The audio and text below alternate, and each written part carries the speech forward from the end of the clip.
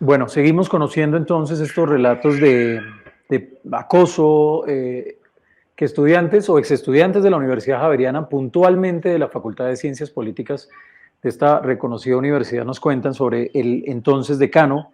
Estamos hablando del exdecano de apellido Murillo.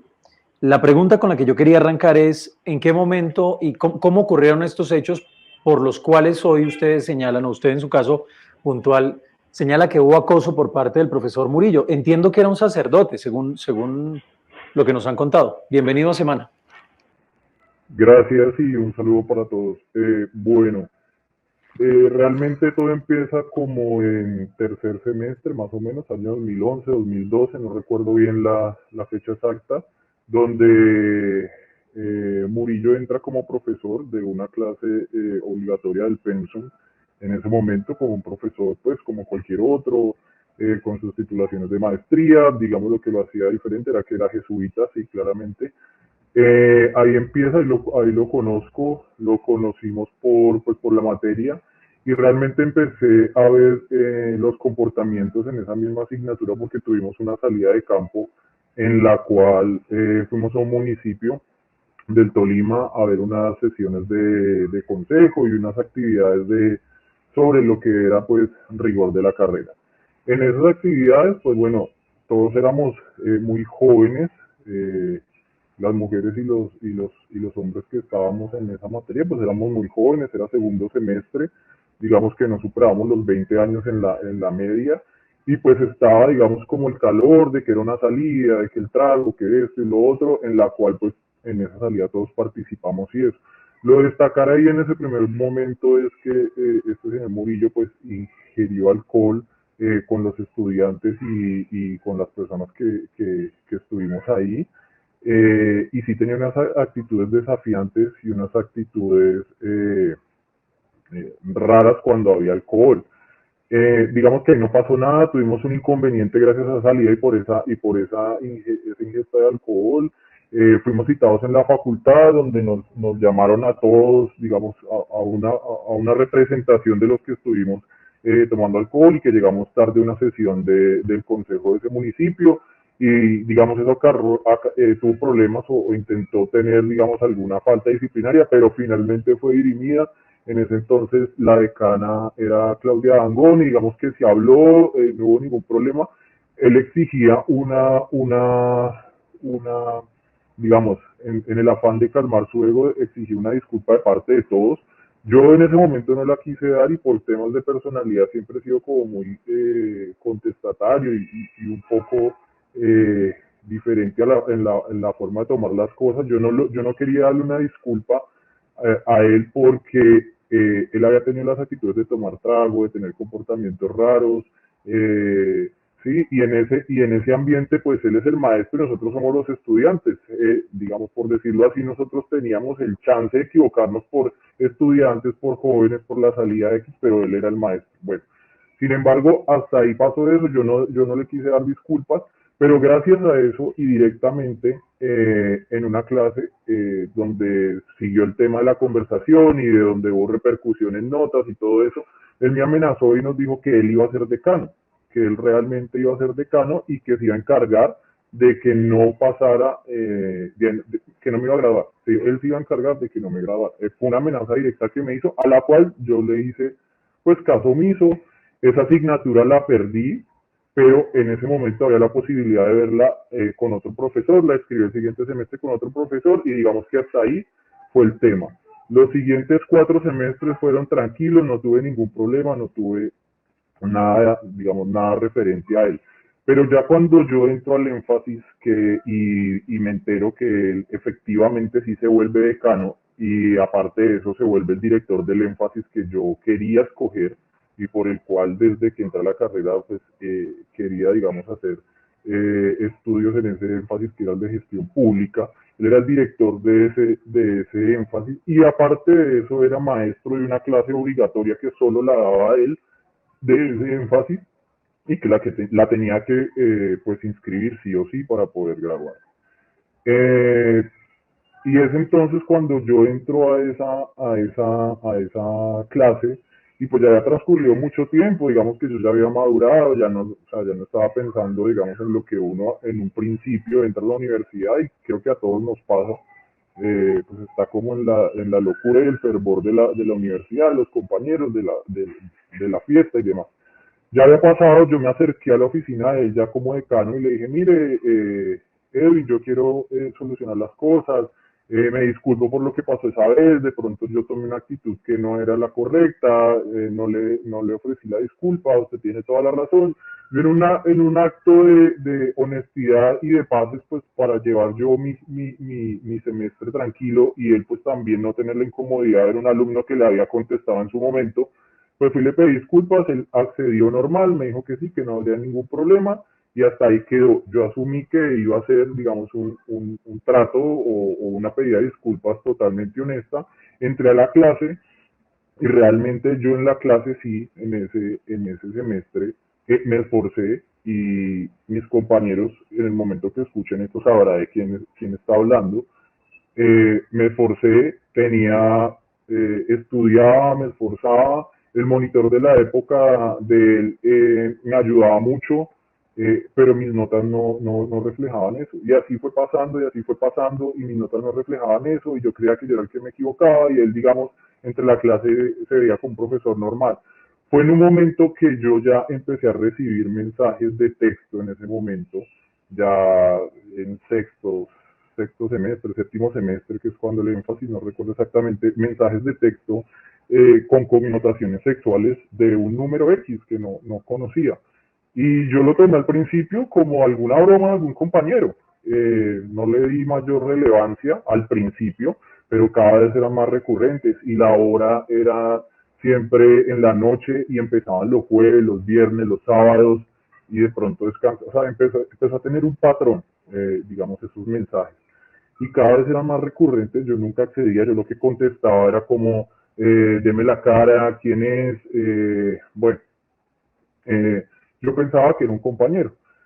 Fue hasta un momento y en esa clase donde pues mis notas no, digamos, no reflejaban lo que yo estaba haciendo, estaba recibiendo esos mensajes un día en la facultad estudiando, una secretaria, una administrativa, me preguntó que si el padre me había llamado a mi teléfono y yo quedé como en shock y dije, ¿por qué habría de llamarme? Le dije, no, pero ¿por qué habría de llamarme? Y me dijo, no, porque es que él estuvo insistente preguntando su número que lo necesitaba urgente. Entonces, bueno, yo en ese momento no le vi, dije, ah, ok, bueno, no me ha llamado. Y los mensajes seguían. Ya empezaba esa recurrencia de mensajes, ese tema, hasta que una noche me dio por agregar ya con, digamos, un poco de nieve, porque los mensajes eran subidos de tono, con connotaciones sexuales súper grotescas, entonces me dio por agregarlo a mi WhatsApp de ese momento, con la sorpresa que me encuentro con la foto de perfil de él, y pues la verdad yo quedé frío, quedé asustado. Lo que hice fue eliminarlo del susto, eliminarlo. Llamé a un amigo rápidamente. A él le di una risa, pero una risa nerviosa, no una risa de burla, y me dijo, no sé qué hacer, o sea, no puede ser. Entonces le dije, sí, pasó esto y esto. Entonces él me dijo, no, pues agréguelo y para cogerlo y tal. Cuando lo agregué, ya había quitado la foto, ya no me permitía verla, y pues ahí fue un primer como perder una oportunidad de haber tenido eso. Pero los mensajes seguían ocurriendo. Yo de alguna forma investigué el número personal de él, pero no coincidía con el de los mensajes y donde había visto esa foto de perfil. Entonces ahí yo empezaba a dudar si era él, si no era él, qué pasaba, lo tenía que ver en clase y todo eso. Pero con esa foto, o sea, yo ya tenía la certeza y me decía que era él, o sea, no había otra forma de que no fuera él. Era una foto en su oficina, era una foto demasiado privada en su oficina, la de perfil, lo cual no podía hacer algún montaje o algún otro compañero ni nada. Y yo lo seguía viendo y la verdad, vuelvo y digo, el antecedente es que mis notas no daban lo que yo estaba haciendo. Al final, el último parcial de esa materia fue un parcial que no fue escrito, o sea, donde no podía haber una segunda revisión, nada, sino fue un parcial de una feria de exposiciones de proyectos. en la cual presenté un proyecto y supongamos que yo necesitaba para pasar mi materia un 3.2, por ejemplo, y la persona con la que yo hice el trabajo necesitaba con un 3 pasaba, por decirlo así, para terminar esa materia, y nosotros hicimos un buen trabajo. Los profesores que vieron el trabajo en la retroalimentación que iban haciendo nos dijeron que estaba bien, pero cuando recibimos la calificación, yo aspirando a una nota alta, recibo, no recuerdo la nota exacta, pero recibo un 3.1, algo que me dejaba con un 2.9 en el promedio. La compañera con quien lo hice pasó y yo me quedé. Y entonces yo no lo podía creer, yo le dije, mire Edwin, pero ¿cómo así? Pero no, es que esa fue la retroalimentación, aquí está la planilla, aquí está todo, ya listo, ya no hay nada que hacer. Y seguido a eso me cita un viernes en su oficina, en privado, porque yo había perdido la materia, y yo estaba aspirando para unas pasantías, ya era mi último semestre, solo me quedaba la pasantía, mis prácticas pues profesionales. El siguiente semestre estaba esperando ese requisito, ya también ya había entregado la tesis. Mi tesis también tuvo tropiezos. Yo tuve un director de tesis externo, quien también conoció el tema que yo sabía que era Edwin quien me estaba acosando. Mi director de tesis trabajaba en una entidad pública y más o menos me logró ayudar con algunas personas de cómo denunciarlo. Él encontró relatos de otros jesuitas que habían tenido problemas y él me decía, el problema de denunciarlo ahora es que lo máximo que puede pasar es que lo apartan y usted va a terminar perdiendo igual.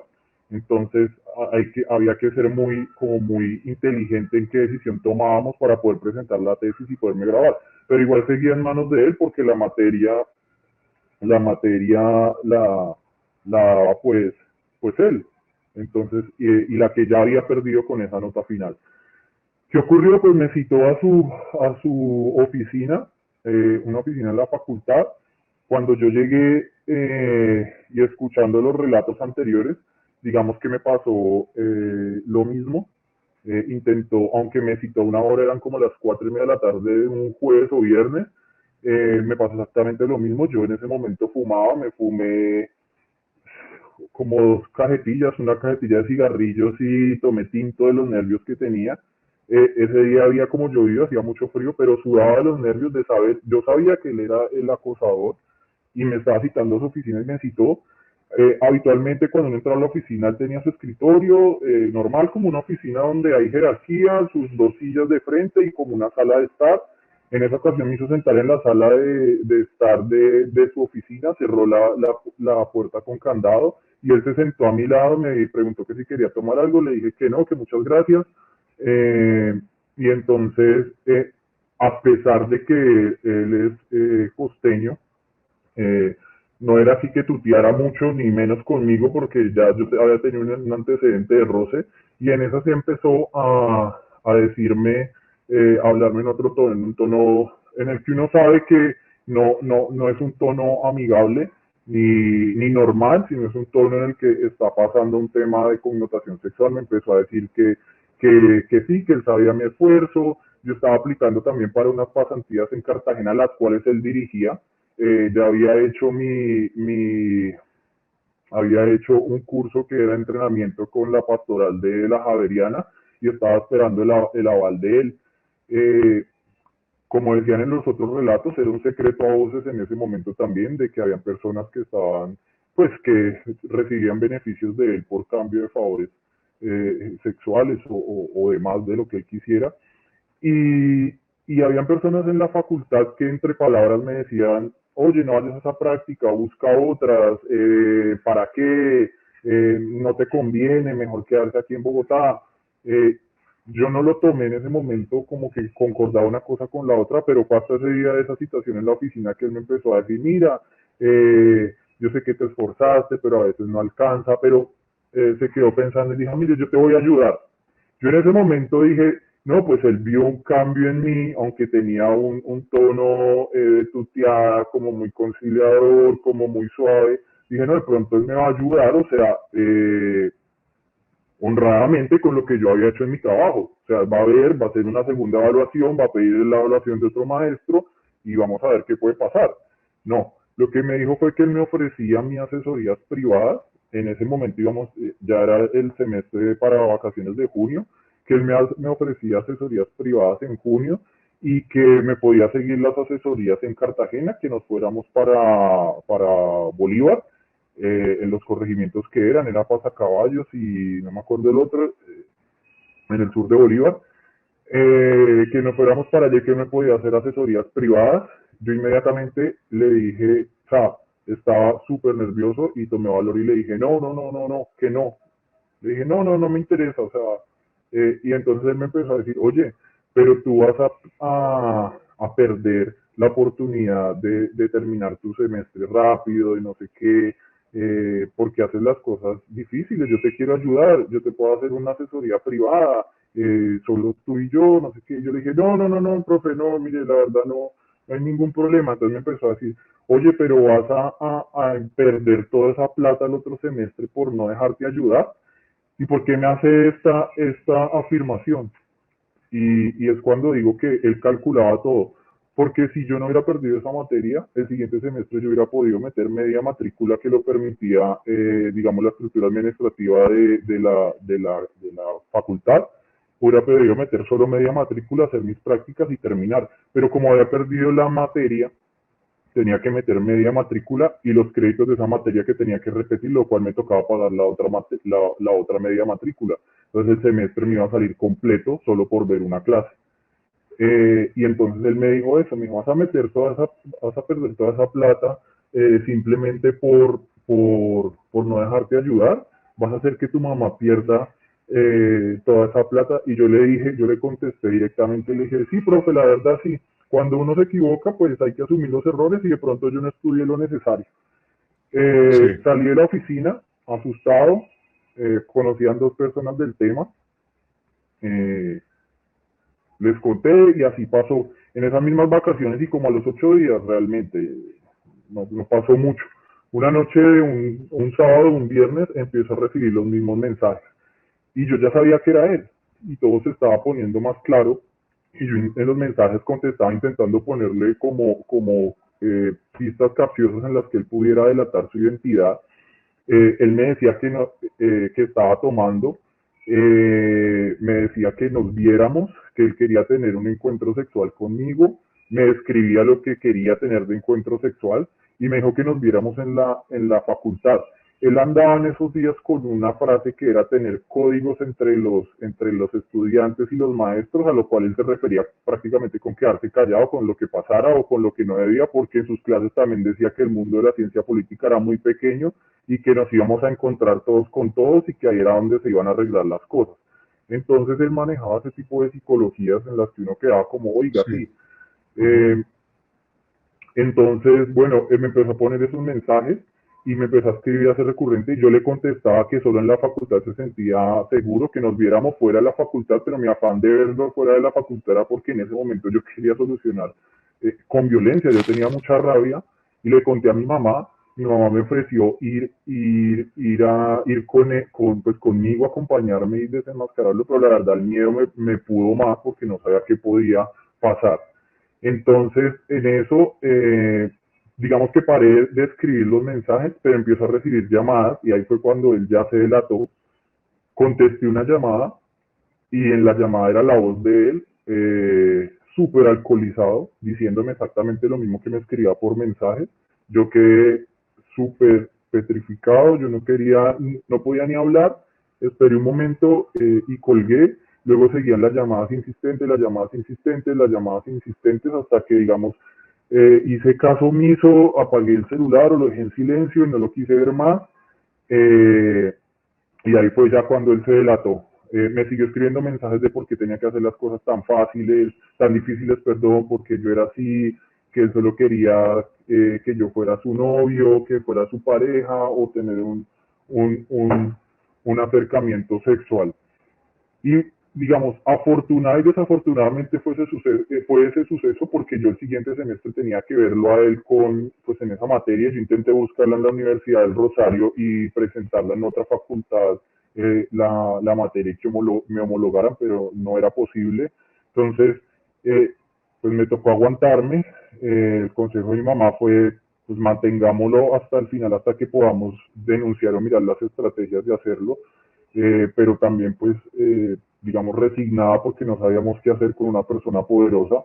El siguiente semestre vi la materia, pero él sabía que yo ya sabía, lo cual de alguna manera me sirvió porque el siguiente semestre, digamos, no se dirigía a mí en las clases, muy poco me preguntaba, digamos, no hubo ya después ningún tipo de acercamiento. Los mensajes nunca más aparecieron, las llamadas nunca más aparecieron. Yo hice copia de esos mensajes, yo los tengo hoy en día, los tengo, es uno de los sustentos que yo tengo. Hice copia de eso y pues finalmente pude terminar la materia relativamente fácil porque del cielo a la tierra mis notas se empezaron a hacer normales, no me hacían preguntas, los parciales casi que no eran rigurosos para mí, donde él sentía ya que yo sabía y que de pronto, al igual de las personas que fuimos duras, Andrés, pues él sabía sí. que de pronto había una denuncia. Yo le quería preguntar, Andrés, si considera que esto que usted nos está contando, que además es muy valioso, ¿había una especie de tema sistemático en la Javeriana o no se atrevería a decir eso, simplemente se trata de un profesor que estuvo en la Javeriana y ya? ¿O había profesores que sabían lo que estaba pasando o hubo complicidad de la universidad? Sí, yo sí creo, y yo creo que la estructura se fue formando entre los docentes silenciosamente. ¿Por qué? Porque para nadie es un secreto lo que pasó con De Currea y en su momento también era un chisme de pasillo y donde se sabía.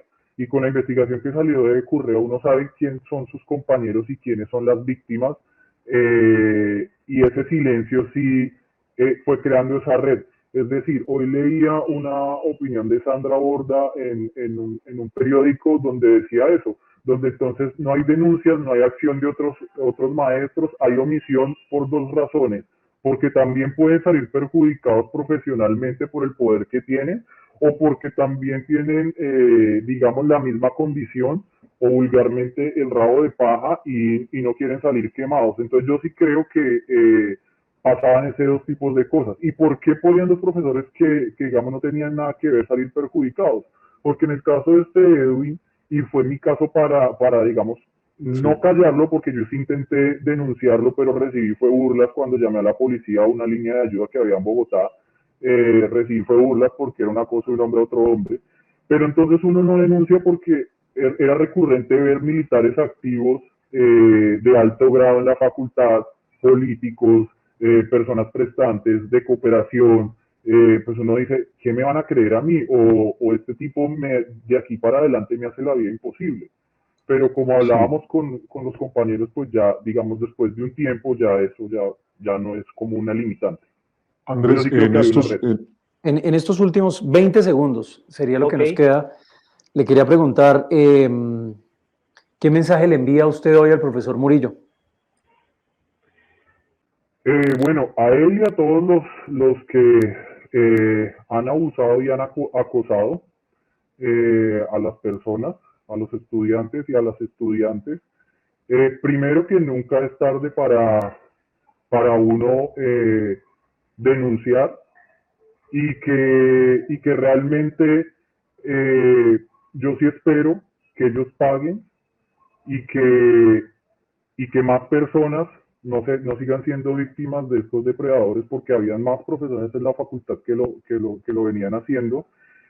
Y también hago un llamado a la universidad a que realmente tome cartas sobre el asunto, porque cuando yo hice la denuncia, y tengo también copia de lo que me contestó la universidad, es que lo alejaban del cargo, pero es que dejan personas o depredadores en otras universidades donde en muchos casos hay hasta menores de edad.